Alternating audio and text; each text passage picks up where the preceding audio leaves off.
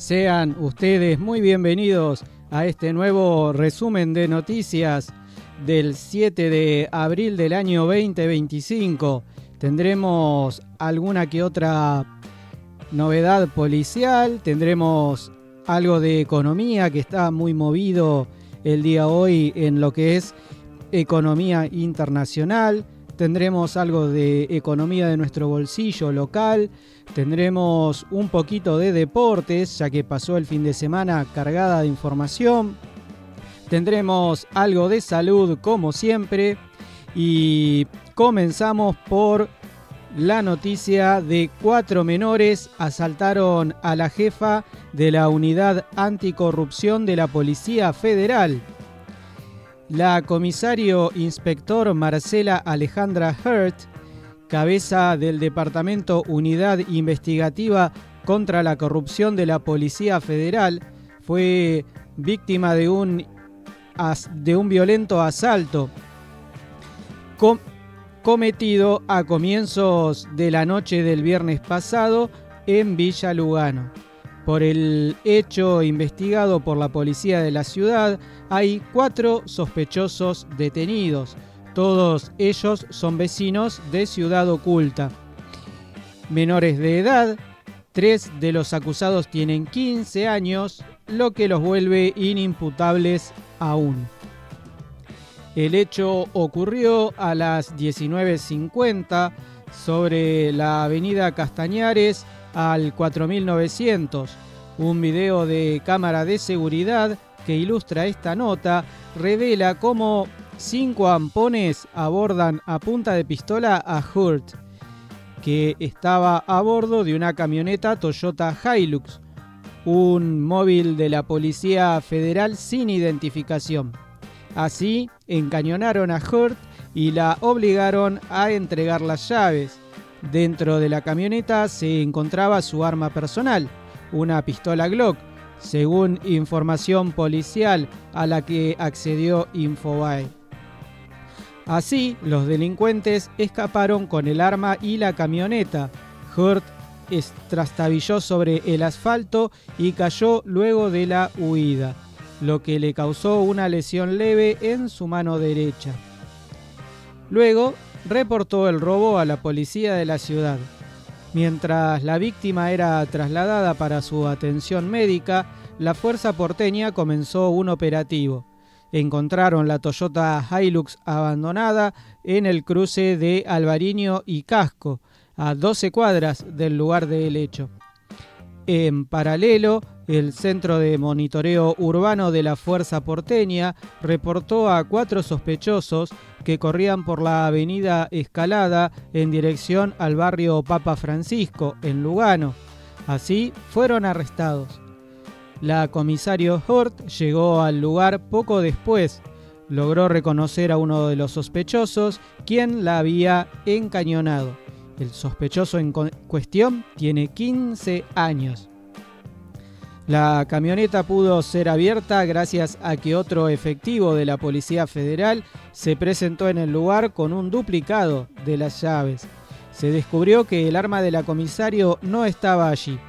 El vehículo, mientras tanto, fue trasladado al playón de la comisaría 8C, donde será peritado por la división Rastros de la Fuerza Porteña en busca de huellas dactilares. El expediente del caso por el delito de robo a mano armada quedó a cargo del Juzgado Nacional de Menores número 5. Todavía queda un prófugo por detener. El robo a Hurt no es el único hecho de inseguridad que sufrió un alto mando de la Federal en la historia reciente. Néstor Roncaglia, ex jefe de la Fuerza, hoy ministro de Seguridad de Entre Ríos, fue asaltado en su casa de Olivos en junio de 2013. Roncaglia, que en ese entonces era titular de la Superintendencia de Drogas Peligrosas, recibió 2 disparos en el hecho, luego de repeler la agresión con su pistola reglamentaria. Tras el enfrentamiento, los agresores huyeron mientras que algunos vecinos del entonces comisario inspector salieron a la calle y lo auxiliaron. Quedó fuera de peligro tras ser operado. El cargo de Roncaglia llevó a una serie de teorías conspirativas. un posible atentado. Un sospechoso fue detenido por el hecho tiempo después. Asesinaron a un comerciante en medio de una entradera en su casa, ubicada en la planta alta de la panadería de su propiedad. Su esposa también fue herida durante el ataque, aunque se encuentra fuera de peligro. El hecho ocurrió en el comercio ubicado sobre la calle Maza al 1700, jurisdicción de la comisaría primera de ese distrito. Según logró reconstruir Primer Plano Online, los delincuentes ingresaron durante la madrugada a la finca por el acceso al garage lateral y escaparon por los techos. A esa hora ya había gente trabajando en el lugar, en la elaboración de los productos. Fue uno de los empleados justamente quien dio aviso al 911. Les robaron a los dueños de la panadería. Yo soy uno de los empleados. Estoy trabajando acá abajo, en el sector de hornos, y escuché detonaciones y ruidos en los techos, como que salían corriendo. Fueron sus palabras ante el personal policial. Al ingresar los efectivos, se encontraron con la mujer en shock y sangrando el cuero cabelludo. Fue ella quien narró que los dos delincuentes los despertaron de madrugada, a su esposo le pegaron un fuerte golpe en la cabeza y a ella también la golpearon para que digan dónde tenían dinero en efectivo. Momentos después, tras revolver entre las pertenencias, los agresores se retiraron del lugar con un monto de plata que todavía no se pudo establecer. Una ambulancia del SAME se trasladó a Esteban Fabián Freire al hospital de Morón con código rojo de extrema urgencia, pero falleció poco después de ingresar. En tanto, su esposa fue derivada a la clínica Modelo, fuera de peligro, precisaron las fuentes. En la vivienda también estaban los hijos adolescentes de la pareja de 13 y 15 años. Había manchas de sangre en la habitación matrimonial, en el baño y en uno de los pasillos de la casa. El fiscal Pablo Mas Ferrer, de la UFI número 2 de Morón, está a cargo de la investigación, calificada en principio como homicidio en ocasión de robo. La autopsia será determinante para saber si el comerciante murió por el golpe o si le provocaron alguna otra herida.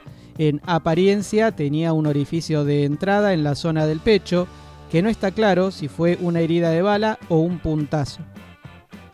El funcionario judicial dispuso asimismo el relevamiento de cámaras de seguridad y la toma de testimonios a testigos para establecer quiénes fueron los asesinos. Para prevenir el dengue, zika y chikungunya, evita que el mosquito Aedes aegypti se críe en tu casa. ¿Cómo podés prevenir? Elimina, da vuelta o tapa baldes, latas, botellas y neumáticos que no uses y puedan acumular agua. Limpia y cepilla bebederos, desagües, rejillas y canaletas. Que el mosquito no se críe en tu casa. Entre todos podemos prevenir el dengue. Gobierno del Pueblo de Merlo. Gustavo Menéndez, Intendente. Taller de Electricidad Rossi. Reparación, burros de arranque, alternadores, instalaciones eléctricas en vehículos y maquinarias rurales. Ruta 21, esquina Iriarte. Teléfono 0220-492-5378 de Jorge Rossi. AM 1530, La Voz del Futuro. Nuestra página web www.am1530.com.ar. Te acompañamos donde quiera que vayas. Clases gratuitas de actividad física, zumba, funcional, localizada y danzamos las emociones. Conoce las sedes y horarios en la Subsecretaría de Deportes de Merlo, Avenida Constitución 92 o en merlo.gov.ar/actividad física y salud. Gobierno del Pueblo de Merlo. Gustavo Menéndez, Intendente.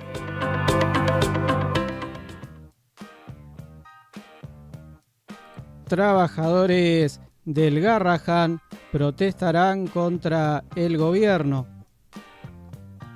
Trabajadores de la Asociación de Profesionales y Técnicos del Hospital Garrahan convocarán a una concentración frente al Ministerio de Salud de la Nación para este lunes, para hoy, en repudio a la gestión del presidente Javier Milei y del ministro de Salud de la Nación, Mario Lugones. Junto a organizaciones del Cabildo Abierto y el Frente de Defensa de la Salud y la Vida, se congregarán a las 13 horas en la puerta de la cartera sobre Avenida 9 de Julio al 1900, con el objetivo de hacer una radio abierta para reclamarle tanto a Milei como a Lugones que la salud sea un derecho, no un privilegio. Nos pronunciamos en defensa de la salud pública y la vida. Organizaciones de usuarios, científicos, hospitales, sindicatos independientes y la comunidad indicaron en un comunicado. Asimismo, acusaron al Gobierno Nacional y al Ministerio de Salud de destruir el sistema público de salud, liquidando salarios y puestos de trabajo. Desmantelan direcciones del Ministerio que articulaban programas de prevención y tratamiento de enfermedades, sumado a que abandonan a usuarios que pelean por su vida, jubilados con medicamentos recortados, obligándolos a elegir entre comer o comprar remedios. En la misma línea, hicieron un llamado urgente dirigido a toda la comunidad para sumarse a la lucha por la salud pública gratuita y de calidad para todos. La reincorporación de todos los despedidos porque en salud no sobra nadie. Por último, sostuvieron que es momento de defender con unidad y en las calles y ratificaron su postura con el documento presentado el pasado 27 de febrero en Plaza de Mayo e invitaron a escanear un código QR en la imagen de la convocatoria subida a las redes sociales @gremio.apyt.garrahan para acceder al texto completo del petitorio. A días del paro general, el gobierno no consigue acercarse a la CGT, pero lograría que haya colectivos. A no ser que el gobierno logre un acuerdo de último minuto, que hasta el momento parece difícil de conseguir, la administración de Javier Milei se enfrentará el próximo jueves al tercer paro general contra su gestión, aunque con un impacto menor al que se esperaba al comienzo. Desde hace algunos meses, la conducción de la CGT, actualmente liderada por Héctor Daer, de Sanidad, Carlos Acuña, de Estaciones de Servicio, y Octavo Argüello, de Camioneros, endureció su postura hacia Casa Rosada, con la que venía teniendo hasta entonces una buena relación. En este marco, la Central Obrera convocó, sin previo aviso ni conflicto puntual con el Poder Ejecutivo en el medio, a una medida de fuerza que se realizará será de 36 horas, ya que comenzará al mediodía del 9 de abril, para participar de una nueva marcha por los jubilados frente al Congreso y seguirá durante todo el 10 de este mismo mes. Poco después de la convocatoria del paro, el jefe de gabinete, Guillermo Francos, tuvo conversaciones informales con algunos dirigentes gremiales que luego la cúpula cegetista negó, intentando desmentir cualquier diálogo con las autoridades nacionales. El funcionario, sin embargo, no solo fracasó en su objetivo de acercar posiciones, sino que desestimó avanzar con cualquier reunión con los sindicalistas, al entender que no había forma de que se cancele o siquiera postergue el cese de actividades. Quien sí recibió a un grupo de gremialistas fue el secretario de Trabajo, Julio Cordero, y logró recientemente atenuar el probable impacto que tendrá el paro general, al anunciar una medida que obligaría a los colectivos a prestar servicios durante la protesta. El secretario de Trabajo se reunió el 26 de marzo con los representantes de la Unión Tranviarios Automotor y con las cámaras empresarias del sector, en el marco de un reclamo salarial. Al no llegar a un acuerdo, el sindicato anunció un paro propio que se iba a llevar adelante el viernes siguiente a esa reunión. Pero finalmente no ocurrió porque el gobierno dictó la conciliación obligatoria. Las autoridades esperaron hasta último momento para tomar esa decisión, argumentando que era la Secretaría de Transporte, que encabeza Franco Mojeta, la que debe solicitarlo, a pesar de que eso no es necesario. De hecho, el jueves 27 de marzo por la tarde, unas horas antes de que iniciara el paro de colectivos, Cordero firmó la conciliación por un plazo de 15 días, durante los cuales la UTA no puede tomar ninguna medida de fuerza. Esto tiene como objetivo garantizar la prestación del servicio público de transporte y preservar el diálogo entre las partes. De esa manera se insta a las representantes gremiales y empresariales a retomar las negociaciones en un marco de legalidad y respeto, explicó a través de un comunicado el Ministerio de Capital Humano. La pausa en el conflicto estará vigente entonces tanto el 9 como el 10 de abril, cuando la CGT lleve adelante su movilización al Congreso y posterior paro general, durante el cual habría colectivos. De acuerdo con lo que explicó una fuente al tanto de las negociaciones sindicales, en teoría la UTA podría adherirse de todas formas, ya que se trata de un paro general. Sin embargo, en Balcarce 50 advierten que, por la debilidad que tiene, es muy probable que no lo hagan. De todas formas, las autoridades nacionales no descartaban continuar con las negociaciones esta semana para intentar reencauzar el diálogo con la central obrera, que al menos hasta ahora parece no acceder en su postura de confrontación. Nunca se sabe lo que puede llegar a pasar, pero lo cierto es que no hay un reclamo puntual. Convocaron al paro por la presión de algunos sectores. Por eso es difícil negociar con alguien que no pide nada puntual, resumió un funcionario cercano a Francos.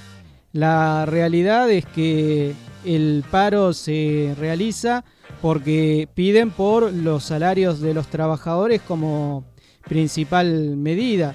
Es decir, como los salarios los quieren poner y los van poniendo por debajo del nivel de inflación, ni siquiera es igual al nivel de inflación por debajo, la mayor parte de los sectores gremialistas están haciendo ese reclamo. Ese es el principal motivo. Luego hay otros motivos que se suman, pero principalmente es ese. Así que sí hay motivo para hacer el paro, pero quizás el gobierno no lo entiende de esa manera. Por su parte, CEOCA se suma al paro y movilización de la CGT contra las políticas de Javier Milei. El Sindicato de Empleados Obreros y de Comercio y Afines, CEOCA, de Zona Oeste, gremio conducido por Julio Rubén Ledesma, se suma activamente a las 36 horas de protestas convocadas por la Confederación General de Trabajo a nivel nacional. En concreto, la organización sindical convocó a todos los trabajadores mercantiles a participar de la movilización que llevará a cabo el próximo miércoles 9 de abril en el centro porteño, que coincidirá con la habitual marcha de jubilados. Ante las políticas de represión y ajuste que hambrean al pueblo, el CEOCA marcha y se suma a la huelga en defensa de nuestros jubilados. las fuentes de trabajo, los derechos de los trabajadores, las universidades públicas, el sistema solidario de salud y sus obras sociales sindicales, la industria nacional, la unión nacional, afianzar la justicia y la paz interior, la defensa común, el bienestar general de nuestro pueblo y la cultura nacional, expresó Ledesma. El líder gremial agregó que no hay posibilidad de constituir una nación socialmente justa, económicamente libre y políticamente soberana bajo la órbita del Fondo Monetario Internacional y la entrega de nuestra soberanía. Si ellos colonizan de nuevo al país, nosotros lo independizaremos nuevamente, completó. El gobierno nacional enfrenta una nueva huelga de gremios que se espera sea masiva. Por lo pronto hay un elemento clave a resolverse. No está claro si adherirá al paro la Unión Tranviaria Automotor, que está en conciliación obligatoria con las empresas de colectivos por su discusión paritaria. En caso de no poder sumarse, la protesta lógicamente perderá fuerza porque la gente podrá concurrir a sus lugares de trabajo. La Central Obrera llama al paro en reclamo de paritarias libres y homologadas, aumento de emergencia a los jubilados y un proyecto de actualización del bono, contra la represión a la protesta social, en defensa de la industria nacional, por la obra pública, un plan nacional de empleo, más presupuesto para educación y salud, respeto por las libertades y los derechos logrados por los diversos colectivos sociales y por más equilibrio y justicia social. Cabe aclarar que acá en donde dice que no se sabe si la UTA adherirá, es porque más allá de no poder tomar ningún tipo de medida de fuerza, sí puede trabajar a reglamento. ¿Qué significa esto? Significa que brindan el servicio mínimo. Ellos pueden hacer eso, que no es una medida de fuerza porque no corta el servicio total, pero por lo menos sería una forma de mostrar voluntad de adhesión al paro general. Cambiando un poquito hacia la parte económica, se desploman los mercados de todo el mundo. Crece el temor por una recesión a gran escala, provocada por la intensificación de la guerra comercial tras los nuevos aranceles impuestos por Estados Unidos a sus principales socios, y la reacción de los inversores fue inmediata y generalizada, con desplomes históricos en varios mercados. Los futuros de las acciones de Estados Unidos abrieron este domingo por la noche con una fuerte caída ante la negativa del gobierno de Donald Trump a dar marcha atrás a la imposición de aranceles a casi todos los países del mundo. Los futuros del Dow Jones cayeron 1.500 puntos, un 4%. Los del S&P 500 puntos bajaron, un 4,3%, mientras que los del Nasdaq se redujeron un 4,7%.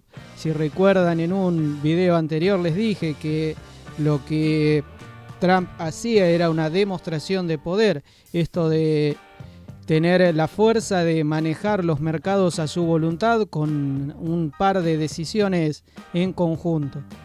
En Asia, el índice Hang Seng de Hong Kong se desplomó un 13,22%, marcando su peor sesión desde 1997, durante la crisis financiera asiática. En Tokio, el Nikkei 225 cerró con una caída del 7,8%, mientras que Shanghái bajó un 7,34%, Taiwán un 9,7%, Seúl un 5,6%, Sydney 4,2%. El derrumbe bursátil afectó a todos los sectores, desde la tecnología a la energía, sin excepciones. Las repercusiones se extendieron rápidamente a Europa, donde los mercados abrieron en caída libre siguiendo la estela asiática. Hacia las 8:30 GMT, el índice de Frankfurt bajaba un 6,5%, después de haber registrado pérdidas superiores al 10% en los primeros minutos de la negociación.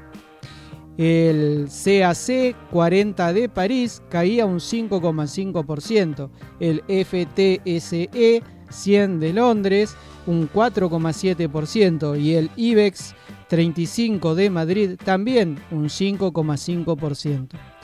La tormenta comenzó la semana pasada cuando el presidente estadounidense Donald Trump anunció una ola de aranceles universales del 10% a todas las importaciones, una medida que entró en vigor el sábado. A partir del miércoles se aplicarán tarifas más altas, del 20% para la Unión Europea y del 34% para China, en respuesta a lo que Trump calificó como años de saqueo comercial. Los mercados continuarán así su tendencia negativa desde que Trump anunció el pasado miércoles un arancel mínimo del 10% para las importaciones de buena parte del mundo y gravámenes todavía más altos para ciertos países y bloques como China o la Unión Europea.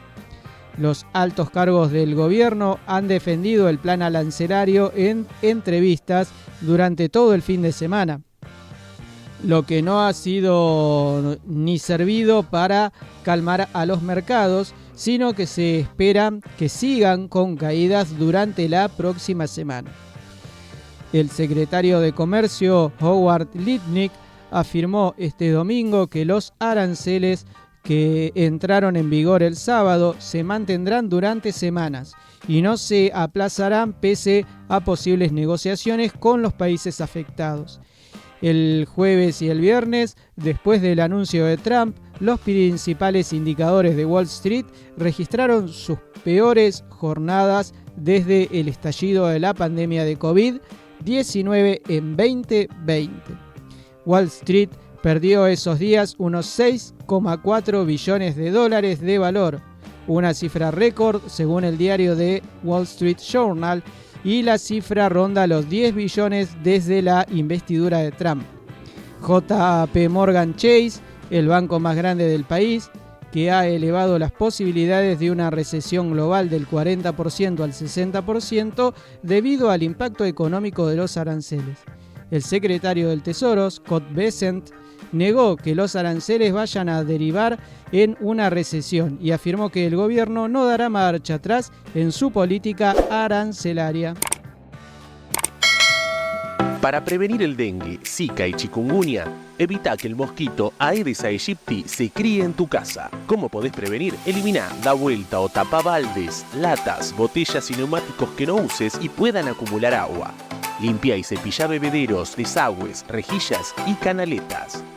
Que el mosquito no se críe en tu casa. Entre todos podemos prevenir el dengue. Gobierno del Pueblo de Merlo. Gustavo Menéndez, Intendente. Taller de Electricidad Rossi. Reparación, burros de arranque, alternadores, instalaciones eléctricas en vehículos y maquinarias rurales. Ruta 21, esquina Iriarte. Teléfono 0220-492-5378 de Jorge Rossi. AM 1530, la voz del futuro. Nuestra página web www.am1530.com.ar. Te acompañamos donde quiera que vayas. Clases gratuitas de actividad física, zumba, funcional, localizada y danzamos las emociones. Conoce las sedes y horarios en la Subsecretaría de Deportes de Merlo, Avenida Constitución 92 o en merlo.gov.ar/actividad física y salud. Gobierno del Pueblo de Merlo. Gustavo Menéndez, Intendente. Lunes negro. Caen todas las criptomonedas, el petróleo y la soja. Los dos principales criptomonedas del mercado, Bitcoin y Ether, experimentaron una fuerte caída este lunes, generando preocupación sobre la posibilidad de un nuevo lunes negro en el sector. El petróleo y la soja también sufren el impacto. Este desplome se produce en un contexto de inquietud generalizados en los mercados financieros tras el anuncio de aranceles recíprocos por parte del presidente de Estados Unidos, Donald Trump, y la respuesta de China con aranceles retaliatorios. En la jornada de este lunes, el precio del Bitcoin y la criptomoneda con mayor capitalización a nivel mundial cayó por debajo de los 76.500, lo que representa un retroceso cercano al 5% en el día y más de un 25% desde el pico de $106.000 alcanzados en diciembre pasado. Ether, la segunda criptomoneda más importante, sufrió una caída aún mayor, de más del 13%, situándose por debajo de $1.502 por unidad. Cabe destacar que aunque existen más de 10.000 criptomonedas, Bitcoin y Ether representan más del 70% de la capitalización total del mercado. Eso es porque son las criptomonedas con más fondos, las más estables y con más apoyo económico registrado y por así decirlo comprobado en todas, aparte de todas las demás criptomonedas. La fuerte caída de las criptomonedas se da en un escenario de turbulencia en los mercados globales. El anuncio de aranceles por parte de Trump provocó una fuerte caída en las bolsas mundiales, en los precios de las materias primas. Ya el viernes, el Bitcoin había cerrado por debajo de los $82.000. Las reacciones iniciales de los índices de Wall Street a los anuncios de Trump incluyeron una caída de 3.900 puntos del Dow Jones, del 5x8 del Nasdaq y del 6% del S&P 500, marcando la peor caída en 48 horas desde el inicio de la pandemia. Incluso el precio del oro, que había mostrado señales de fortaleza, se dio un 1,9% en la semana. Esta mañana la onza cotizaba a $3.027,06. En Argentina, el dólar cripto se mantenía este lunes en 1.340,46, un valor muy similar al cierre del domingo. Esto contrasta con la alta volatilidad que se percibe en los mercados, con el índice VIX que mide la volatilidad esperada, alcanzando su nivel más alto desde el colapso de 2020. El petróleo y la soja también sufren el impacto. El precio del barril del petróleo baja este lunes más del 3%, tanto en su variedad Brent como West Texas Intermediate, extendiendo así el desplome de las últimas sesiones tras el anuncio de aranceles recíprocos por parte de Estados Unidos y la respuesta de China, lo que ha acelerado la bajada del costo de crudo hasta mínimos de abril de 2021. Recuerde que en videos pasados también les dije que iba a haber exceso de oferta de petróleo, con lo cual iba a hacer caer también el precio del barril. En el caso del Brent, el precio del barril de petróleo de referencia llegaba a caer hoy hasta los $63.000, su coste más bajo desde abril de 2021. Perdón, $63.000 no, $63, lo que amplía al 16% el retroceso acumulado desde el pasado 2 de abril, fecha en la que Donald Trump desveló su intención de imponer aranceles de forma indiscriminada. De su lado, el precio del barril de crudo WTI, de referencia para Estados Unidos, iniciaba la semana cayendo hasta $60, más de un 3% menos que al cierre del viernes, marcando así su precio más bajo en 4 años, con una bajada acumulada en 3 sesiones de alrededor del 17%. La turbulencia no se limitó al sector energético. También la soja y otros granos clave para la economía argentina sufrieron retrocesos en sus cotizaciones. El sector agrícola observa con preocupación esta caída, ya que Argentina es uno de los principales exportadores de soja a nivel mundial y el precio internacional tiene impacto directo sobre las finanzas públicas, los ingresos de los productores y el ingreso de divisas al país. Así que estamos jodidos. Con un hat-trick de Maravilla Martínez, Racing goleó 4-1 a Banfield y pelea por un lugar en los octavos de final del torneo Apertura. El llamado de uno de los últimos trenes con destino a los octavos de final del torneo Apertura se escuchó en Avellaneda. Es que Racing y Banfield animaron un duelo de necesitados del Grupo A, en el que el único resultado posible era la victoria. No sumar de a 3 en la fecha 12 del torneo doméstico supondría postergar las posibilidades de avanzar hacia la próxima instancia del torneo doméstico.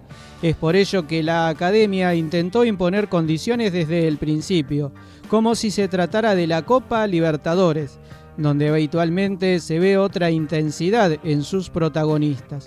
El conjunto de Gustavo Costas arrinconó al taladro contra el arco de Facundo Sanguinetti.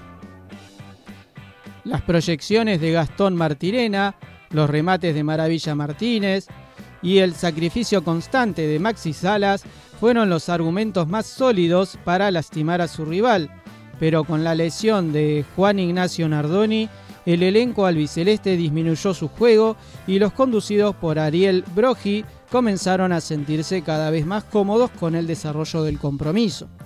Sin embargo, en una de las últimas escenas antes del descanso, Racing logró ponerse en ventaja con un antiguo recurso que ya le había dado alegrías en el pasado. Del mismo modo que contra Corinthians en la Copa Sudamericana del año pasado o frente a Boca en el presente certamen, un alcanzapelotas apresuró su trabajo para que Martirena habilite en un lateral a Maravilla Martínez y el ex instituto realice lo mejor que sabe hacer. Ese jugador va como piña. Con un magnífico movimiento se sacó de encima a su marca y festejó 1-0. La capacidad goleadora del experimentado delantero se reflejan en sus números: 37 tantos en 61 presentaciones. A lo largo de la noche la cuenta llegaría a 39. Cuando se reanudó el choque, Adrián Martínez volvió a exponer su magnífico presente en la academia. Una mala salida del fondo de Banfield le permitió a Maxi Salas recuperar en territorio adverso y abastecer a su mejor socio. Y Maravilla con una calidad magnífica para festejar el 2-0.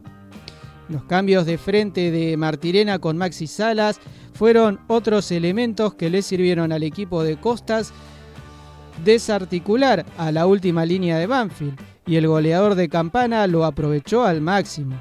Tal es así que se llevó un souvenir hermoso del cilindro cuando estableció su hat-trick para transformar el triunfo en goleada de 3-0.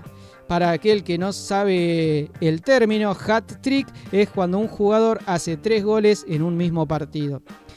Es merecedor de llevarse el balón, el esférico, el fútbol, la redonda, la pelota. Para la media hora de la segunda mitad, Costas decidió realizar variantes para administrar las cargas, dado que el jueves Racing deberá enfrentar a Bucaramanga por la segunda fecha de la fase de grupos de la Copa Libertadores.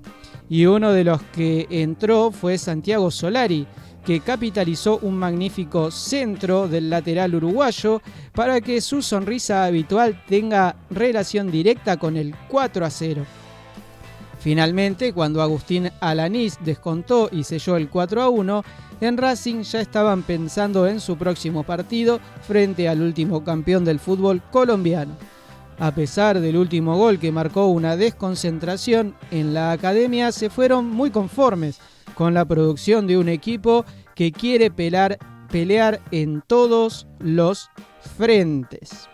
Así que felicitaciones para Racing por haber ganado por tanta diferencia. Por su parte, Boca ganó en el torneo local y voy a pasar a relatarles lo entretenidísimo que fue el partido y voy a tratar de explicarles vocalmente para los que me escuchan por radio el súper espectáculo y entretenidísimo partido que dieron. Va a ser una representación. Boca y Barracas ya se encuentran en el césped para afrontar el encuentro correspondiente a la fecha 12 de la zona A del torneo Apertura. Barraca en el minuto 17:43, Barraca Central puso primera en los pies de Fernando Facundo Bruera. En los primeros movimientos, Boca intenta adueñarse de la pelota para imponer condiciones.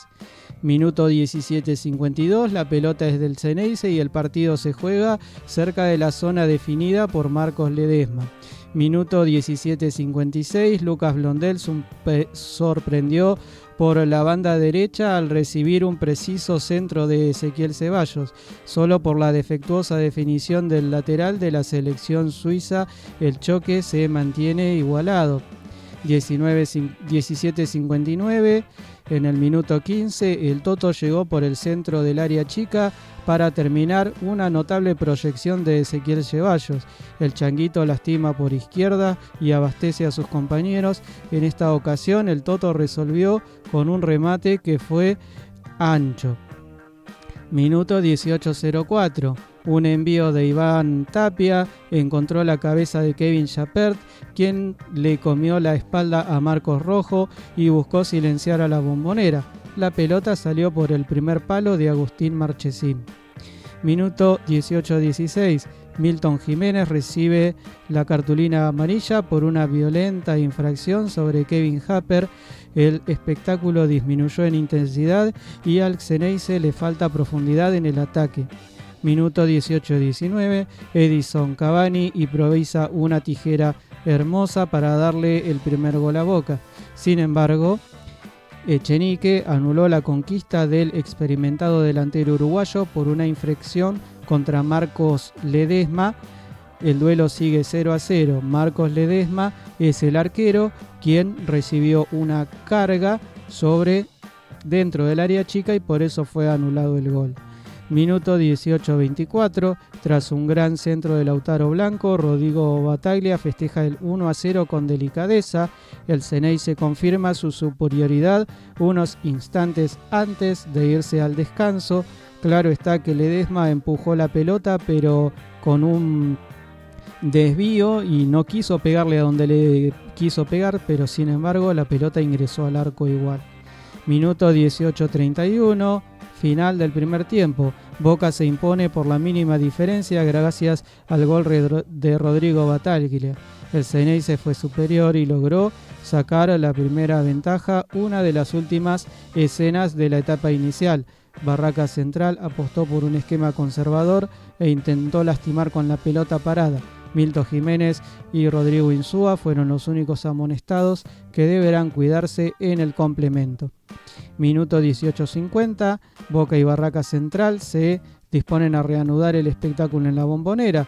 El gallego Insúa envió a la cancha a Jonathan Candia en lugar de Tomás Porra, mientras que Fernando Gago no realizó variantes. Minuto 18:57, con la jerarquía de Palacios, la amenaza constante de Cavani y las proyecciones de Blanco, el conjunto de Fernando Gago mantiene la misma intensidad que la primera etapa. Barraca Central no encuentra respuestas ante la presión de su rival. 19:05, Rafael Barrios se pierde una acción muy clara para igualar las acciones. El delantero no pudo capitalizar las dudas de la defensa de Boca. Luego, en un lateral que Emiliano Insúa envió al área, la desconcentración de la última línea del Ceneice pudo tener un precio muy elevado. Minuto 27, la diferencia es mínima. El conjunto de Gallego Insúa intenta acercarse a Agustín Marchesín. A pesar de sus limitaciones, el Guapo se atreve a salir de su campo para inquietar la defensa de Boca.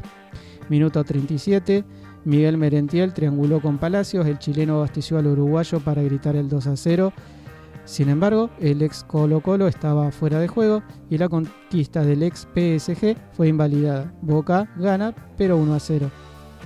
Minuto 40, Kevin Zenón puso a correr a Lautaro Blanco, quien llegó hasta el fondo e intentó sorprender con un violento remate al primer palo. La reacción del arquero fue clave para que Barracas Central siga con un gol de distancia. Cuando el cronómetro de Echenique llegó a los 45, se jugaron 4 minutos más. Terribles 4 minutos más.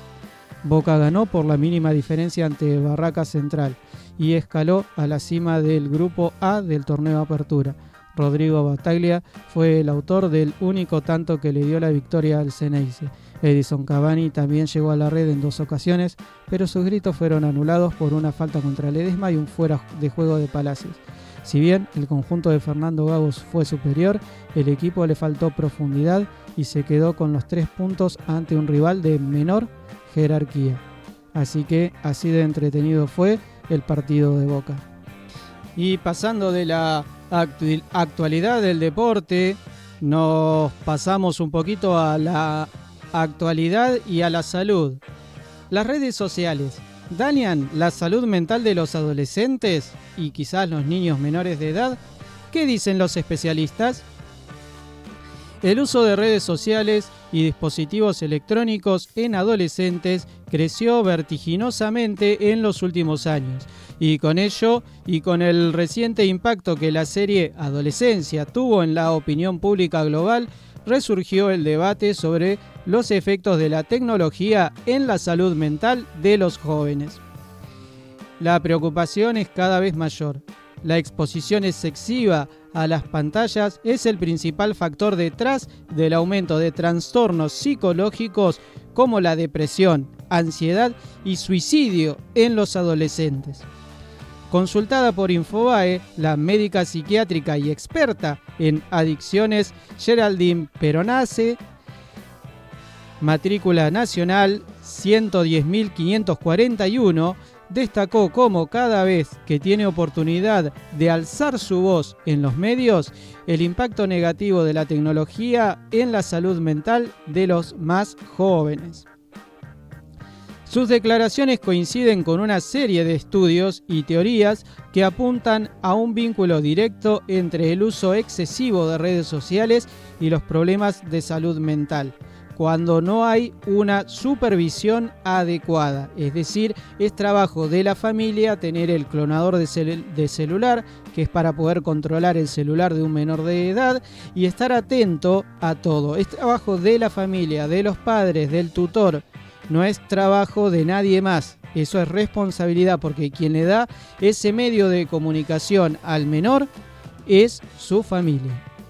El aumento de enfermedades mentales en adolescentes, como la depresión, la ansiedad y el suicidio, fue evidente en las últimas décadas. En Estados Unidos, la tasa de suicidios entre adolescentes aumentó de 5,4 a 7 por cada 100.000 entre 2010 y 2015. La prevalencia de los síntomas de depresión pasó del 16 al 21% en el mismo periodo. Jonathan Haidt, psicólogo y autor de La generación ansiosa, atribuye este aumento a la adopción generalizada de los smartphones y redes sociales. Según Haidt, la introducción de estas tecnologías reemplazó a las interacciones sociales cara a cara y las actividades recreativas al aire libre, fundamentales para el desarrollo emocional de los jóvenes. Esta gran reestructuración de la infancia es la principal razón de la oleada de enfermedades mentales en la adolescencia, que comenzó a principios de la década de 2010, afirmó el experto. Por su parte, Peronace también señala que el uso desmedido de las redes sociales está afectando profundamente la salud mental de los adolescentes. En su conversación con este medio, alertó sobre el creciente número de trastornos psiquiátricos entre los jóvenes, atribuyendo parte de esa crisis al tiempo excesivo frente a las pantallas. La salud mental está en juego. El uso excesivo de pantallas tuvo y tiene un impacto directo sobre el aumento de trastornos en menores, afirmó. Peronace subrayó la importancia del entorno familiar y social en la protección frente a peligros que representan las redes sociales. El mundo virtual es real, enfatizó, haciendo referencia a cómo los adolescentes no solo están expuestos a contenido perjudicial como violencia, pornografía y discriminación, sino que también pueden sufrir graves efectos emocionales debido al contacto con ese tipo de material. Claro está, fuera de el contexto de que un adulto entiende qué es real y qué no, qué es fingido y qué no. Para la psiquiatría, la mayoría de los padres, por desconocimiento o comodidad, no supervisan adecuadamente lo que sus hijos ven en línea. Nadie mira lo que los chicos miran, afirmó, alertando sobre la falta de conciencia sobre los riesgos reales que conlleva dejar a los jóvenes navegar sin restricciones en Internet. La especialista destacó que la tecnología no solo afecta a los adolescentes en términos de la cantidad de tiempo que pasan frente a la pantalla, sino que también en la calidad del contenido que consumen. Además, los adolescentes que pasan largas horas en redes sociales están expuestos a riesgos de interacción con extraños, incluyendo el grooming, que es el acoso sexual en línea, que es una de las amenazas más peligrosas hoy en día. Peronace resaltó la urgencia de que los padres eduquen a sus hijos sobre estos riesgos, para protegerlos de los peligros de un mundo virtual que, en muchos casos, es tan real como el ficticio. Claro está que hay que también alertar al joven de que ese mundo ficticio a veces se transforma en parte de su propia realidad. ¿Qué quiero decir con esto? Cuando juegan un juego de guerra y dañan físicamente, mortalmente a su enemigo, le dicen, lo maté, lo maté, lo maté. No. El personaje que estás manejando fue el que en ese videojuego le hizo daño al rival. No, vos no lo mataste. Entonces esa confusión, ese momento de identificación tan aguda con el personaje, la familia debe estar atenta para hacerle entender al niño que no fue él, fue su personaje, con lo cual ese mundo es ficticio y el real es otro, porque si no se da la condición de que se confunden el mundo del videojuego con el mundo real, o el mundo de la red social con el mundo real, y pasan las cosas que pasan, como estos chicos que organizaban una masacre, o como se ve en Estados Unidos que están vestidos igual que un personaje de videojuegos y de pronto entran a hacer una masacre en una escuela.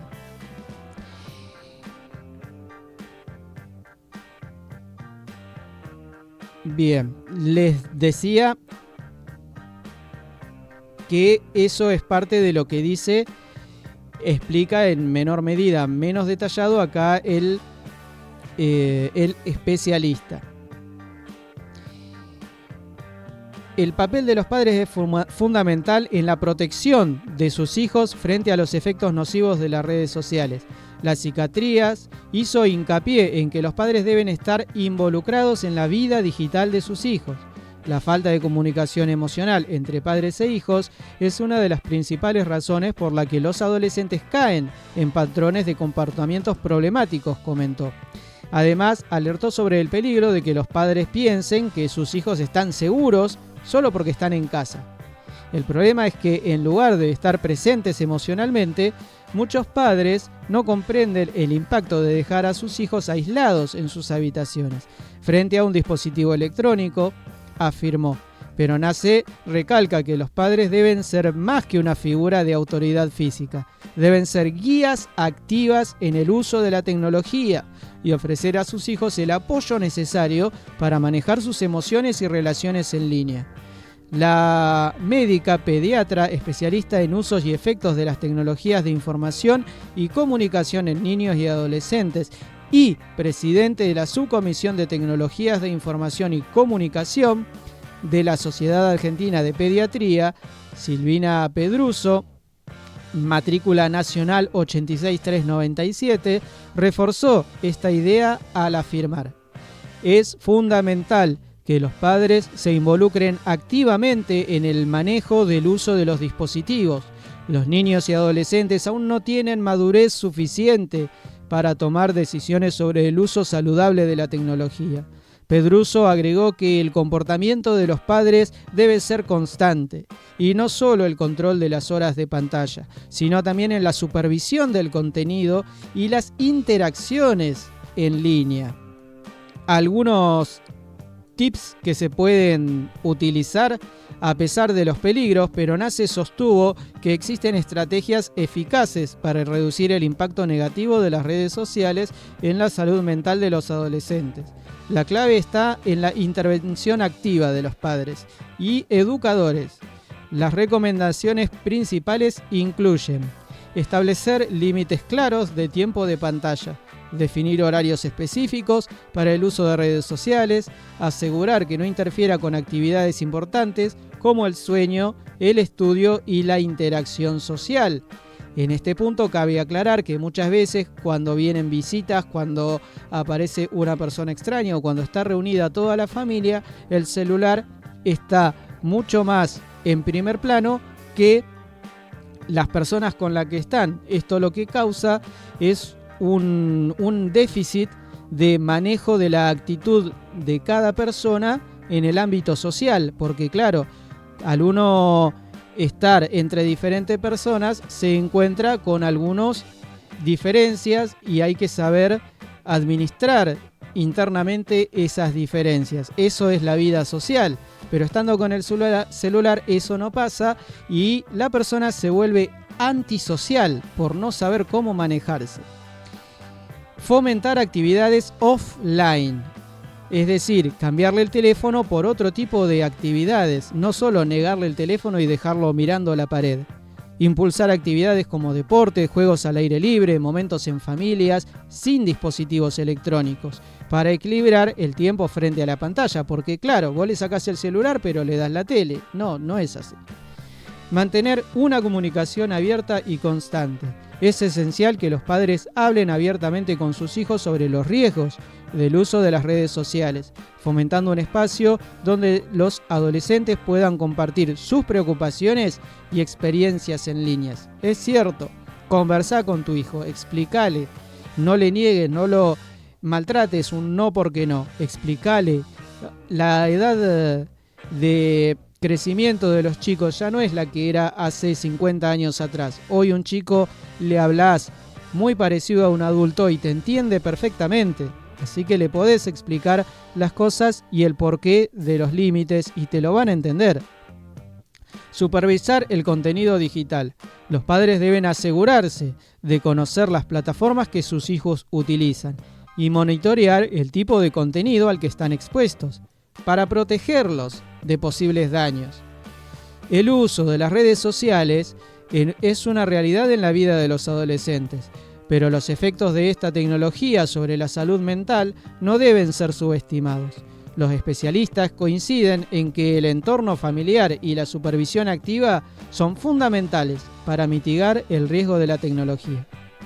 El mundo virtual es real, insistió Peronance, dejando claro que las interacciones digitales pueden tener consecuencias tangibles en la vida real de los jóvenes.